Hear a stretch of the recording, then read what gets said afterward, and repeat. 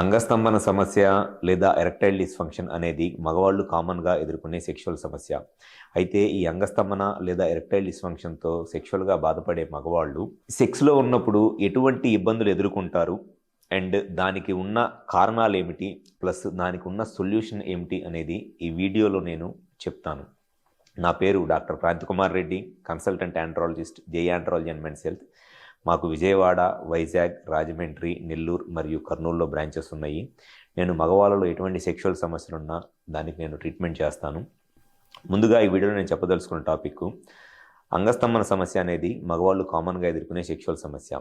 అయితే ఈ అంగస్తంభన సమస్యలు చాలా రకాలుగా ఉంటాయి అన్నమాట.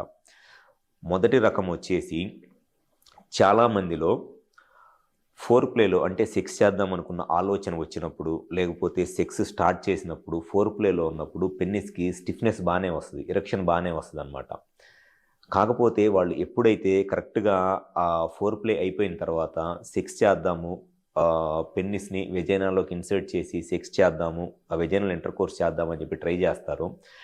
సడన్గా వాళ్ళకి ఆ పొజిషన్లోకి వెళ్ళంగానే పెన్నిస్లో ఉన్న బ్లడ్ సప్లై తగ్గిపోయి ఎరెక్షన్ తగ్గిపోయింది. ఇది కామన్గా చాలామంది ఎదుర్కొనే సెక్షువల్ సమస్య. అంటే సెక్షువల్ సమస్య, అంగస్తంభన సమస్య అనేది చాలా రకాలుగా ఉంటుంది. అంటే ఎక్కువ మంది ఇటువంటి ప్రాబ్లం ఫేస్ చేస్తారనమాట.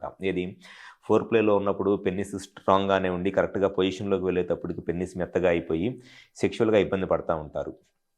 అయితే ఈ ప్రాబ్లంకి కారణం వచ్చేసి ఒకటి మెయిన్ రీజను సైకలాజికల్ రీజన్స్.